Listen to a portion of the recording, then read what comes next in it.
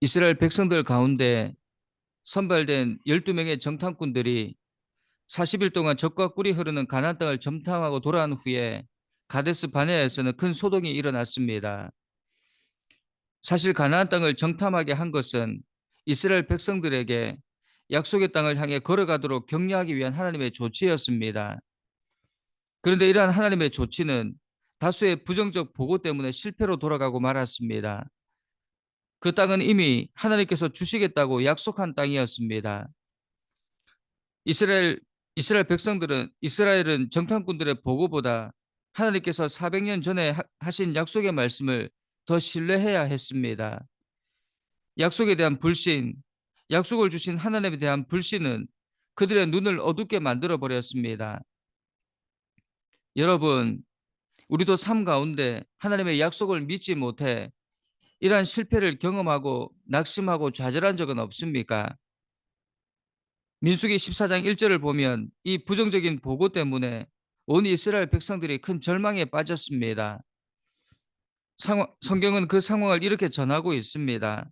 온 회중이 소리를 높여 부르짖으며 백성이 밤새도록 통곡하였더라. 기뻐해야 할 이때에 그들은 오히려 통곡하고 있습니다. 그리고 한 지휘관을 세우고 애굽으로 돌아가자 이야기합니다. 여러분, 지금 가나안 자손들이 이스라엘 백성들을 죽이려고 달려들었습니까? 가나안 자손들은 이스라엘의 존재조차 모르고 있었다는 것입니다. 정탐꾼들은 다만 이들을 보고 왔을 뿐이었습니다.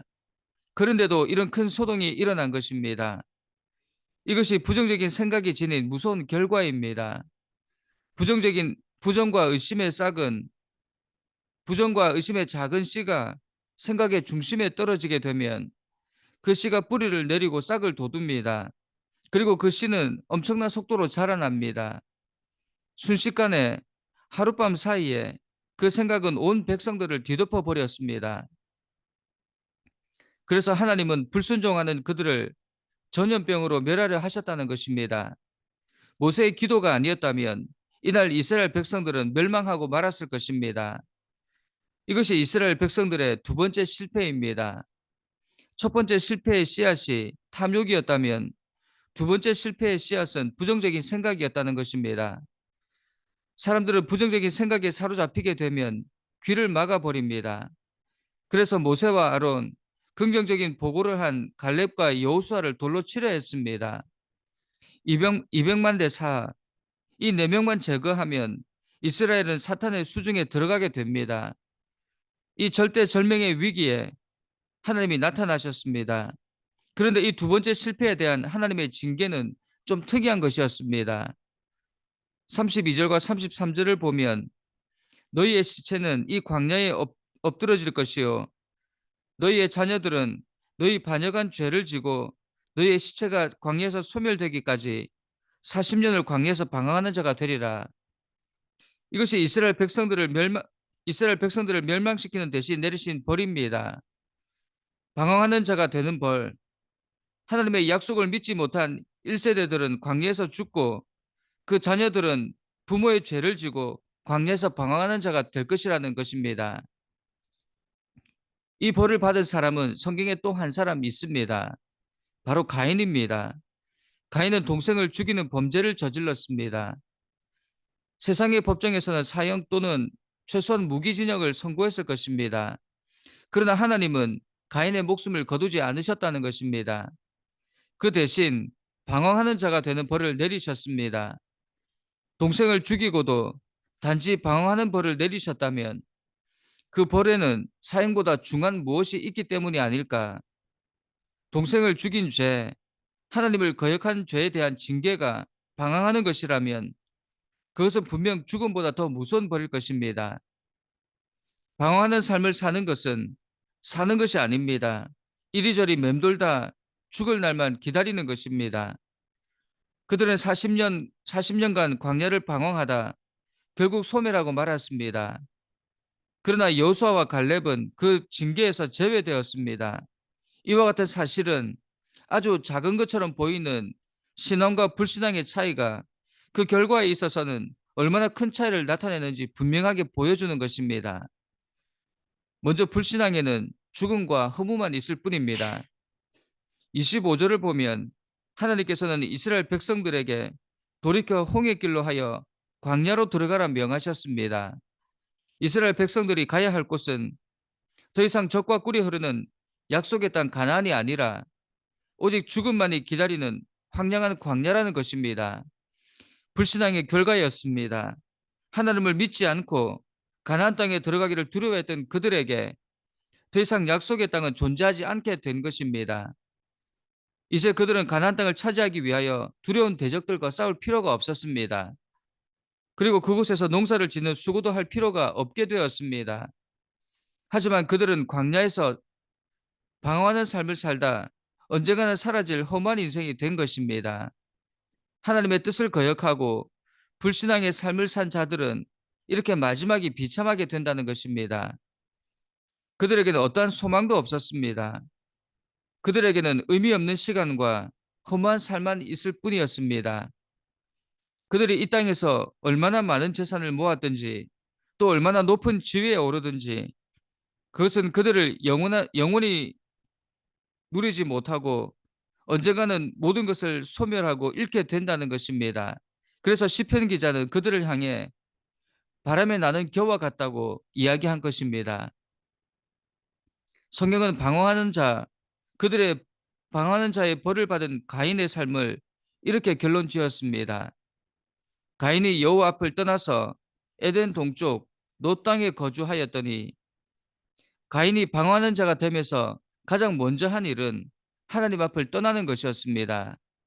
그리고 에덴 동편 노 땅으로 가서 살았습니다. 아무것도 아니라 생각할 수 있습니다. 그런데 가인이 살았다는 놋, 그 이름의 의미는 방황하다, 유리하다, 도망하는 자가 되다라는 뜻입니다. 하나님 앞을 떠난 사람은 이미 벌을 받고 있다는 것입니다.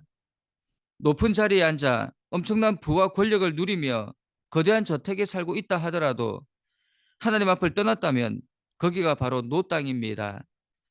그런데 이것과 반대가 바로 코람데오입니다. 하나님 앞에 선다는 의미를 지닌 코람데오는 단순히 건강하게 잘 먹고 잘 산다는 것을 의미하는 것이 아닙니다. 코람데오는 하나님의 약속을 본다는 것입니다. 약속 가운데 하나님의 비전을 본다는 것입니다. 그때 우리는 방황하는 삶을 끝내고 진정한 삶을 살 수 있게 된다는 것입니다. 그런데 우리가 하나님 앞에 서려고 할 때 반드시 돌을 들어 치려는 반대자들이 있습니다. 팔짱을 끼고 비웃는 불신앙의 사람들이 있다는 것입니다. 비전을 넘어 핵심 가치로라는 책을 보면 이런 사람들을 비전 뱀파이어라고 부르고 있습니다. 즉 이들은 하나님의 비전을 이루겠다는 사람들을 의식적으로나 무의식적으로 비판하고 반대하고 공격하는 사람들입니다. 이들이 바로 하나님의 비전을 보지 못한 10명의 정탐꾼과 나머지 백성들입니다. 이들은 불순종함으로 사람들의 대적자가 아니라 하나님의 대적자가 된 것입니다.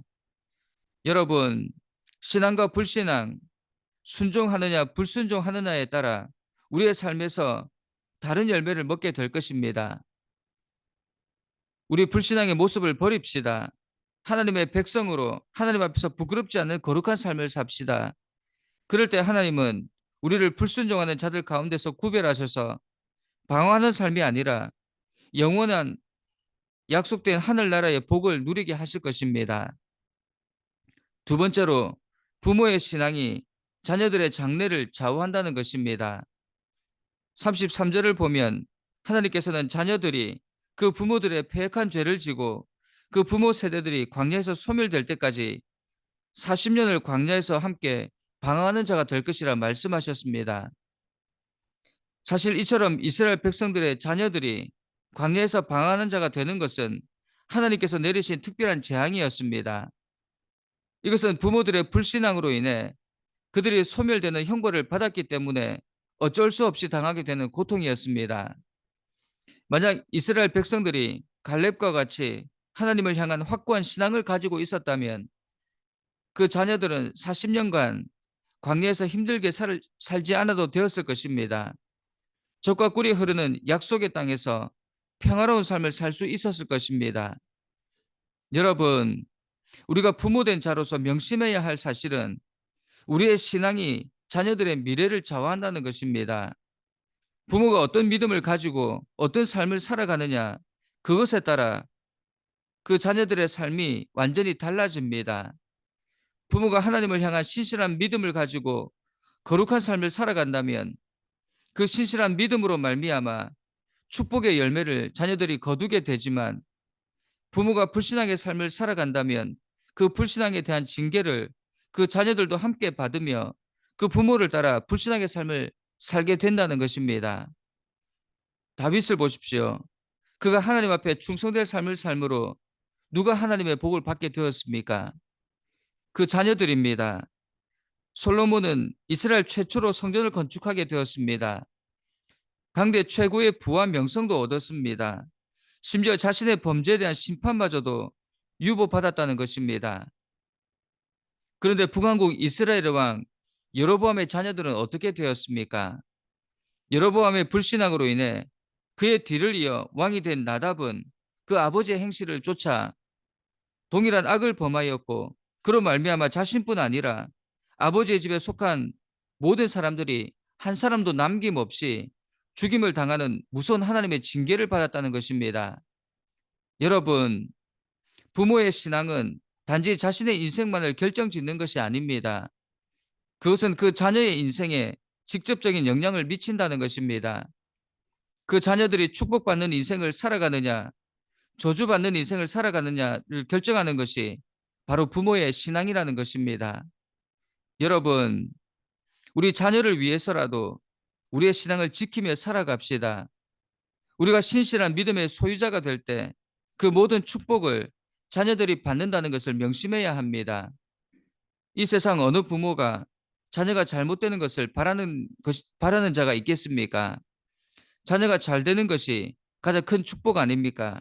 그러므로 우리 자녀들에게 본이 되는 신앙의 삶을 살아야 합니다. 그래서 우리 자녀들은 방황하는 인생이 아니라 하나님 앞에 바로 서서 약속의 땅을 차지하는 모두가 되기를 간절히 축원합니다. 함께 기도하겠습니다.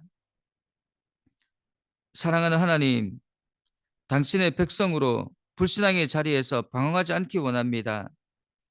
당신의 약속을 믿지 못해 실패한 이스라엘 백성들처럼 사람들의 말에 마음을 빼앗기지 않기 원합니다. 무엇보다 하나님의 약속을 가장 신뢰하는 저희들 되게 하옵소서. 불신앙으로 인하여 우리만 어려움 당하는 것이 아니라 주변도 자녀들도 함께 어려움에 처하게 됨을 기억하고 불신앙이 아닌 참된 신앙으로 하나님의 약속을 이루는 모두가 되기를 간절히 소원합니다. 무슨 일이든지 하나님 앞에서 하나님이 주신 비전을 바라보며 순종하며 살기 원합니다. 이러한 신앙을 물려받은 우리 자녀들이 하나님 앞에서 복된 삶 살게 하옵소서. 예수님의 이름으로 기도드립니다. 아멘.